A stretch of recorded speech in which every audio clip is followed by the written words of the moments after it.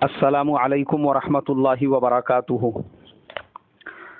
मेरे मोहतरम भाइयों, बुजुर्गों, दोस्तों, ये हमारा इस्लाह मुआशरा का 152वां सबक है। मोहतरम बुजुर्गों, हमारे महाराष्ट्र के लातूर ज़िले के पानगांव में एक मुसलमान पुलिस ऑफिसर शेख यूनुस साहब के साथ जो हादसा पेश आया, जब से मैंने उसका वीडियो क्लिप देखा हूँ तब से मैं अपने आप को संभाल नहीं पा रहा हूँ। बार बार मेरे जहन में वही मंजर घूम रहा है कि एक मुसलमान को किस तरह से जलील करके उसके ऑफिस से निकाला गया, पूरे रास्ते से मारकर उसके हाथ में भगवा झंडा दिया गया, उसको ज़बरदस्ती नारे लगाए गए, चौक तक उसको घसीटते हुए लेकर गए, उसको बेरहमी से पीटा गया जिससे उसका चेहरा, उसका बदन जख्मी हो गया। मैं ये सोचने पे मजबूर हूँ क्या वो पूरा गांव जो पानगांव था वो पूरा क्या पूरा बांझ है कि उस पूरे गांव में शेख यूनुस साहब के अलावा दूसरा कोई मुसलमान नहीं था, जो अंधा हो गया था, जिसको नज़र नहीं आ रहा था कि अपने एक मुसलमान भाई को सरेआम जलील किया जा रहा है, तो वो बीच में आके उसको प्रोटेस्ट करता, उनकी हिफाजत करता। आज मेरे मोहतरम बुजुर्गों, सबसे बड़ा मुसलमानों का मसला यही हो चुका है कि मुसलमान अपने मुसलमान भाई की मदद करने से लिए इसलिए कतरा रहा है, वो ये डरता है कि कहीं गैर लोगों की नज़र में मैं अपना मकाम ना खो दूँ। उसको गैरों की नज़र में चमकना है, उसको गैरों की नज़र में बड़ा बनना है, भले ही उसके लिए हमारे मुसलमान भाई क्यों जलील नहीं होते। आज मैंने देखा हूँ इसी वजह से हम जगह जगह पे जलील हो रहे हैं। इसीलिए इस सरजमीन पे चंद साल पहले कतील अंसारी को एरोड़ा जेल में शहीद किया गया, मोहसिन शेख को शहीद किया गया, और अब शेख यूनुस साहब, और पता नहीं ऐसे कितने शेख यूनुस होंगे जिनकी खबरें मंजर आम पर नहीं आती है, जिनकी दाढ़ियाँ पकड़ी गई और जिनको रास्तों से जलील किया गया। आज हमारा हाल ये हो चुका है, ना हमारे पास कोई मजबूत लीडर है, ना हमारी तरफ से आवाज़ उठाने वाला नहीं है। उसकी वजह सिर्फ और सिर्फ ये है कि हमारे सूबे में हर आदमी जिसको थोड़ी बहुत पॉलिटिक्स की जान पहचान हो जाए, वो अपने आप को मुख्यमंत्री से कम नहीं समझता है। कोई भी हो, अगर ज़रा सा भी मुसलमान होगा तो उसका मकाम और मर्तबा, लेवल, यानी बड़ेपन का जो नशा है और बड़ेपन का जो वायरस है उसके अंदर ऐसे घुस जाता है। बस उसकी आगे की प्लानिंग होती है कि मैं अपने ऊपर के लीडरों की चमचागिरी और चापलूसी करके और ऊपर कैसे जाऊं, भले ही मेरी कौम किसी भी हाल में रहो। और दीनी एतबार से भी यही हाल हो चुका है हमारा कि जो लोग दीन के काम में भी इस सूबे में लगे हुए हैं, चार लफ्ज़ अगर उसने दीन के सीख लिया, उसके बाद में फिर क्या है, अपने वहाँ के आलिम से, मुफ्ती से, कुतुब से, अब्दाल से, जिम्मेदार से, सबसे बड़ा वो अपने आप को समझने लगता है। उसको लगता है अब किसी कुतुब से कम मेरा मकाम और मर्तबा ही नहीं है। ये हमारा पॉलिटिकल एतबार से बांझ होना और पॉलिटिकल एतबार से कमज़ोर होना, यही हमारे ज़िल्लत की सबसे बड़ी वजह है। हालांकि वो सरजमीन मराठवाड़ा जहाँ पे ये हादसा पेश आया, अगर आप कैलकुलेशन करेंगे तो उसमें इतनी ताकत है कि वो 15 से लेकर 20 एमएलए मुसलमान दे सकती है, लेकिन आपको 4 से 5 एमएलए भी मुस्लिम वहाँ पर नहीं मिलेंगे। उसकी वजह सिर्फ ये है कि मुसलमान आपस में मुत्तहिद नहीं है, मुसलमानों में इत्तेहाद नहीं है। मुसलमान जो पुराने हिंदू और गैर मुस्लिम लीडर थे, बाप दादाओं के ज़माने से उनकी चापलूसी, उनकी चमचागिरी, उनके चाटने में, उनके आगे पीछे दुम हिलाने में लगे हुए हैं। हमारे बाप दादा भी इसी में थे, हम लोग भी उसी में लगे हुए हैं। जिन बस्तियों में हमारी आबादी 60% है, 50% है, 40% है, जहां से आसानी से हमारा नगर अध्यक्ष बन सकता है, एमएलए बन सकता है, हमारे 8-10 नगर सेवक आ सकते हैं, वैसे बस्तियों में भी मुसलमानों को अपनी ताकत का अंदाजा नहीं है। और मुसलमान वहां पे छोटे छोटे ग्रुप में, किसका ग्रुप तो बोले दादा का ग्रुप, किसका ग्रुप तो बोले काका का ग्रुप, किसका ग्रुप तो बाबा का ग्रुप, किसका ग्रुप तो बोले भाऊ का ग्रुप, किसका ग्रुप तो नाना का ग्रुप। ये नाना के, दादा के, भाऊ के, काका के ग्रुप में मुसलमान बटे हुए हैं। इनको अपनी ताकत का अंदाजा ही नहीं है कि ये खुद अपनी कौम में से किसी एक को खड़े कर कर एमएलए बना सकते हैं। और जहां हमारा एक खड़े होता है, फिर दूसरे 4 उसके वोट खाने के लिए खड़े हो जाते हैं। इसीलिए आज मैंने ये सोचा हूँ कि आज मैं हमारे इलाके और पूरे हिंदुस्तान के मुसलमानों को ये पैगाम देना चाहता हूँ कि मुसलमानों, याद रखो, अगर हमने अपने आप को पॉलिटिकल एतबार से मजबूत नहीं बनाया तो याद रखो इस मुल्क में टिकना हमारा मुश्किल है। और जिन इलाकों में मुसलमान पॉलिटिकल लेवल से पावरफुल है, मजबूत है, वहाँ पे मुसलमानों को कोई नज़र उठा के देख नहीं सकता। आप पश्चिम बंगाल का मंजर अपने सामने ले लीजिए। पश्चिम बंगाल के अंदर 80 एमएलए मुस्लिम हैं। क्या मजाल है वहां पर किसी की कि वो मुसलमानों को नजर उठा के देख सके? क्या मजाल है?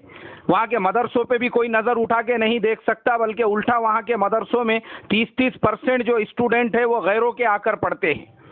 ये वहां के मदरसों का हाल है। उसकी वजह, उसका रीजन सिर्फ ये है कि मुसलमानों ने अपने आप को पॉलिटिकल लेवल पे वहां पे इतना मजबूत किया।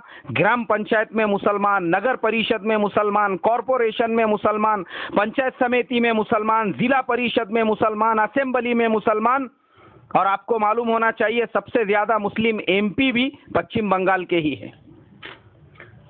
तो महाराष्ट्र में जब तक मुसलमान अपने आप को पॉलिटिकल लेवल से पावरफुल नहीं बनाते, वजह यह है, गैरों को पता है, ये मुसलमान एक एक चाय के कप में बिकने वाले हैं। ये मुसलमान एक एक बीड़ी के कट्टे में और काड़ी के डब्बी में बिकने वाले हैं। इसके लिए वो हमारा यूज करके हमको टॉयलेट पेपर की तरह से फेंक रहे हैं, और हम भी अपने बाप दादा के ज़माने से उसी में लगे हुए हैं। लेकिन याद रखो, महाराष्ट्र गवर्नमेंट की तरफ से नगर परिषद के इलेक्शनों की यादी निकल चुकी है, डेट डिक्लेयर हो चुकी है, लिस्ट आ चुकी है। अब हमारे सामने हमारा मकसद ये होना चाहिए कि हर नगर परिषद में हमारा मुस्लिम नगर अध्यक्ष हो और ज़्यादा से ज़्यादा मुस्लिम कॉरपोरेटर चुन के जाए। अब जो लीडर्स है उनको छोड़ दो, आम लोग जितने भी मेरा ये बयान सुन रहे हैं, मैं उन तमाम से रिक्वेस्ट करूंगा कि आप सबसे पहले ये इरादा करो कि आपके एरिया में आपको जिसको भी उम्मीदवार बनाना है, पहले आप मशवरा करो और मशवरे के जरिए से सिर्फ एक मुसलमान को वहां पर खड़े करो। उसके अलावा दूसरे को मत खड़े करो। जो दूसरा खड़े होगा उसको बंडखोर करके घोषित करो, उसको बागी के नाम से उसका ऐलान करो और उसको समाज से बाहर करो। एक उम्मीदवार मुसलमानों का मशवरे से तय हो, और जहां हमारी आबादी कम है तो हम वहां पे उस गैर मुस्लिम उम्मीदवार का साथ दे जो मुसलमानों का हमदर्द हो और जो मुसलमानों के लिए सेक्युलर माइंड हो। और जहां हमारी आबादी ज्यादा है, हमारा वहां पे एक उम्मीदवार होगा। और कैसा उम्मीदवार होगा वो भी मैं आपको बताता हूं। जो कौम का हमदर्द हो। रात में 12 बजे अगर हमको ज़रूरत पड़ती है पुलिस स्टेशन में जाने की या गवर्नमेंट हॉस्पिटल में जाने की, हमारे नगर सेवक ने, हमारे एमएलए ने हमारी मदद के लिए तैयार होना चाहिए। अगर ऐसा कोई ऐसा है तो हम उसको वोट देंगे और ऐसे को खड़े करेंगे। हमको वैसे नगर सेवक और वैसे एमएलए नहीं चाहिए जो मुसलमानों के वोटों पर जीत कर आते हैं और फिर उसके बाद में अय्याशियां करते हैं। उनको कौम से कोई लेना देना नहीं होता है। बड़े बड़े एसी ऑफिसों में बैठ के खाली ऑर्डर ठोकते हैं। और कुछ का तो ये हाल होता है। एक बस्ती में मुझे जाने का मौका मिला, मेरे साथ में एक साथी थे, उनको नगर सेवक की साइन लेने का था और वो मुसलमान नगर सेवक। हम तहकीक करके निकले, घर पे पहुंचे, बोले वो घर पे नहीं रहते। और उनकी जहां बैठक थी वहां मालूम किए, बोले वो यहाँ नहीं रहते, अगर तुमको उनको ढूंढने का होगा फलाने जुए के अड्डे पे जाके देखो, वहां पत्ते खेलते बैठे हुए होंगे। बोले वो गए, हम वहां पे देखे तो हजरत फुल नशे में भग भग वो आ रही है, आंखें बिल्कुल लाल हो चुकी है, और वो सब अपने यारों के साथ में और दोस्तों के साथ में और गैरों के साथ में पत्ते खेलते वहां पे बैठे हुए हैं। वो मुसलमानों का नगर अध्यक्ष दस्तखत करने के लिए तैयार नहीं, बल्कि उसका जो रवैया और बोलने का अंदाज था वहीं से उसने, अरे घर पे आते जाओ ना रे, यहाँ काय के वास्ते आए? बोले मेरे को डिस्टर्ब करने के लिए। अबे साले सी, तेरे को हमने वोट दे के चुन के लेकर आए और तू हमारे ऊपर अपना रौब दिखा रहा है। ये हमारे लोगों का हाल है। तो हमको ऐसे उम्मीदवार नहीं चाहिए। याद रखो, एक मुस्लिम कैंडिडेट हम देंगे और मशवरे से देंगे। और अगर हम मशवरे से देंगे, मैं आपको बताता हूं, मैं एक मर्तबा कर्नाटका में था, वहां पे नगर परिषद के इलेक्शन आने वाले थे। मुझे इतना बेहतरीन लगा उनका तरीका। उन्होंने बाज़ाब्ता 2 दिन पहले ऐलान किए कि फलाने दिन फलानी नमाज के बाद मस्जिद के अंदर मशवरा है। तकरीबन 400 से 500 लोग मस्जिद के अंदर पहुंचे। अब जो मस्जिद के सदर साहब थे वो दीनदार भी थे और पॉलिटिकल लेवल से भी थोड़े पावरफुल थे। उन्होंने खड़े रह के ऐलान किए, बोले नगर परिषद के इलेक्शन आ रहे हैं, अपने को उम्मीदवार खड़े करने का है। बोलो कौन कौन खड़े होना चाहते हैं? तो 3 लोग खड़े हुए जिनका इरादा था अगले इलेक्शन में खड़े रहने का। मशवरा किया गया तीनों के बारे में कि किसी एक को जिम्मेदारी देना है, 2 को अपने आप को पीछे हटाना है। वो दो में से भी एक ऑटोमेटिकली बैठ गए। उन्होंने देखे कि एक फुलाने साहब जब खड़े हुए, उन्होंने बोले ठीक है जब आप है तो मैं नहीं खड़े रहता हूँ, बैठ गए वो नीचे। अब दो जनों में मुकाबला था, उसमें एक बुजुर्ग थे जिनकी उम्र कम से कम 50 से 55 साल थी, और दूसरा एक नौजवान था जिसकी उम्र 25 से 30 साल होंगी। नौजवान को सबने समझाए, बोले बेटा ये बुजुर्ग अपने तजुर्बेकार है, ये अच्छे हैं, और ये जो है सब लोगों का राय मशवरा यही है कि इनको ही खड़े रहने दिया जाए, तुम पीछे हट जाओ। मशवरे से जब उनको तय कर दिया गया, वो नौजवान खुद ब खुद खामोश बैठ गया। और जब वो उनको खड़े किया गया इलेक्शन में, वो एरिया में मुसलमानों की आबादी मुश्किल से 30% होंगी, और बिल्कुल मस्के की तरह से उनकी सीट निकल गई और आराम से वो चुन के आ गए। तो मशवरे के जरिए से काम होगा। हमारे हर नगर परिषद के अंदर तो आराम से हमारी सीट आएंगी। हमारा हाल ये होता है कि हमारे अलग अलग पार्टियों से 4-4 उम्मीदवार खड़े होते हैं, 5-5 खड़े होते हैं, गैरों का एक खड़े होता है और वो मस्के की तरह से आ जाता है। लेकिन याद रखो, मैं कौम से ये कहूंगा, ऐ हमारी कौम, अगर ये उम्मीदवार आपकी बात नहीं सुनते, बगैर मशवरे के खड़े भी होते हैं, इन उम्मीदवारों में से आप किसी को पैसा देकर वोट मत दो, पार्टी देखकर मत वोट दो। आप ऐसे को वोट दो जो आपके काम आने वाला है, जिसके अंदर कौम की हमदर्दी है। शेख यूनुस साहब के जैसे किसी पर हमला होता है तो वो लीडर सीना तान के आके खड़े रहने वाला और गैरों का मुकाबला करने वाला हो अपने कार्यकर्ताओं के साथ में। हमको ऐसा लीडर चाहिए, वो जो आपको वो 10 मुस्लिम है, वो किसी भी पार्टी से खड़े रहे। पार्टी आप बिल्कुल मत देखो, आप कैंडिडेट देखो। इस तरीके से अगर हम वोट देंगे, हमारे सही उम्मीदवार चुनकर आएंगे, हमारा पॉलिटिकल लेवल पे एक पावर बनेगा। और यही हमको एमएलए के असेंबली इलेक्शनों में करना है, इलेक्शन में करना है। पूरे हिंदुस्तान के मुसलमानों ने अगर मशवरे से किसी एक उम्मीदवार को खड़े किए या सही उम्मीदवार को वोट दिए, सिर्फ ये देख करके ये कौम का हमदर्द है, तो खुदा की कसम हिंदुस्तान की असेंबली में मुसलमान 70 से 80 एमपी दे सकते हैं।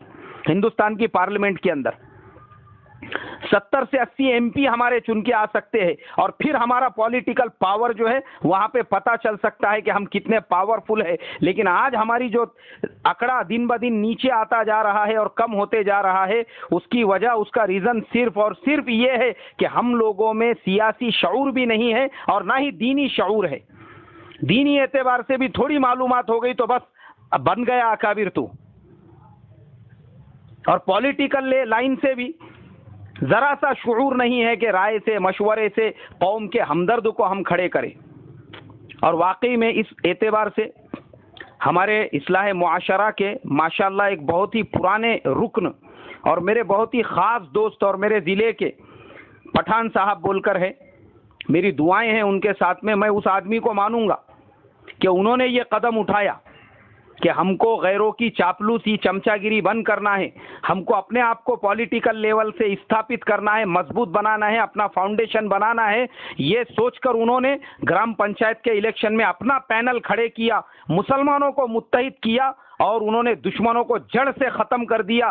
खराटा मार के वहां की ग्राम पंचायत से सबको साफ कर दिया और पूरी क्या पूरी सीटें उनके पैनल की वहां से चुन के आ गई।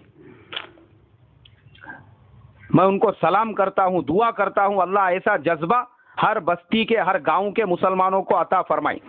इसलिए कि मेरे मुसलमान भाइयों याद रखो, इन गैरों ने सिर्फ हमारा यूज किया है। ये हमको तालुका उपाध्यक्ष बनाएंगे, जिला उपाध्यक्ष बनाएंगे, ये हमको गांव का उपाध्यक्ष बनाएंगे, लेकिन याद रखो हमको कभी जिला अध्यक्ष नहीं बनाएंगे, शहर अध्यक्ष नहीं बनाएंगे, ये कभी हमको एमपी एमएलए का टिकट नहीं देंगे। सिर्फ टिश्यू पेपर और टॉयलेट पेपर की तरह से यूज करेंगे, इसके अलावा हमारा कोई इस्तेमाल नहीं है। एक टाइम की चाय पिला देंगे, एक आधा तोस हाथ में दे देंगे, तो ये मत समझो कि ये हमारे बहुत हमदर्द है, वो हमारे हाथ में से तोस दे के हीरा अपने हाथ में ले रहे हैं, हमको इसका एहसास ही नहीं है। कभी भी नहीं देंगे। हमको पंचायत समिति का टिकट नहीं देंगे, जिला परिषद का टिकट नहीं देंगे, हमको सिर्फ वेंटिलेटर के ऊपर रखेंगे। तो वो वेंटिलेटर का जमाना अब गया। अब हमको अगर मजबूत करना है, और याद रखो जब हम पॉलिटिकल लेवल के एतबार से जब मजबूत बनेंगे ना, फिर देखो क्या किसी की मजाल है वो शेख यूनुस साहब की तरह से किसी पे नजर उठा के देख सके। जैसे आज पश्चिम बंगाल के अंदर मुसलमानों का हाल है, किसी अच्छे खा की भी हिम्मत नहीं है वो वहां के किसी मुसलमान, किसी मस्जिद, किसी इमाम, किसी दाढ़ी वाले, किसी टोपी वाले को नजर उठा के देख सके, क्योंकि मुसलमानों ने अपने आप को पॉलिटिकल लाइन से ऐसा वहां पे मजबूत बनाया है। और महाराष्ट्र में कोई मुश्किल नहीं है। महाराष्ट्र के अंदर मुसलमानों की आबादी 20% के करीब है। मराठवाड़ा सबसे बड़ा मुसलमानों की आबादी वाला रीजन है, जहां से 15 से 20 एमएलए आसानी के साथ मुसलमान दे सकते हैं, जहां की हर नगर परिषद में 50% से ज्यादा हम लोग जो है नगर सेवक दे सकते हैं, जहां पे हमारी इतनी बड़ी आबादी है। हमको जोश में जज्बात में काम नहीं करना है, जैसा उन्होंने काम किया जोश जज्बात पे रोडों पे उतर के, ठीक है उनको करने दो। ठंडे दिमाग रखकर हमको मोहम्मद शेख यूनुस साहब के साथ में जो सुलूक हुआ, अगर उसका रिवेंज लेना है वो हमको इलेक्शन में बताना है। इसके लिए मैंने जो तरतीब बताया, एक उम्मीदवार, वो उम्मीदवार जो कौम का हमदर्द है, और दूसरे खड़े होते हैं उनको रिजेक्ट करो, उनमें से जो कौम का हमदर्द है उसको वोट दो, चाहे वो किसी भी पार्टी से हो। ये मेथड अगर आप अपनी नजरों के सामने रखेंगे, हमारे अच्छे कैंडिडेट उम्मीदवार चुनकर भी आएंगे और पॉलिटिकल लाइन से हम मजबूत भी बनेंगे।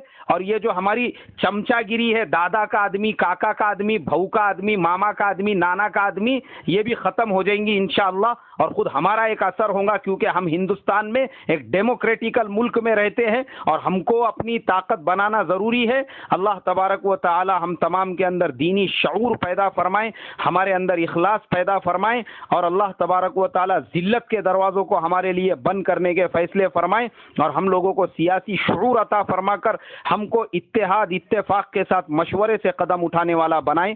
अस्सलामु अलैकुम व रहमतुल्लाहि व बरकातुहू।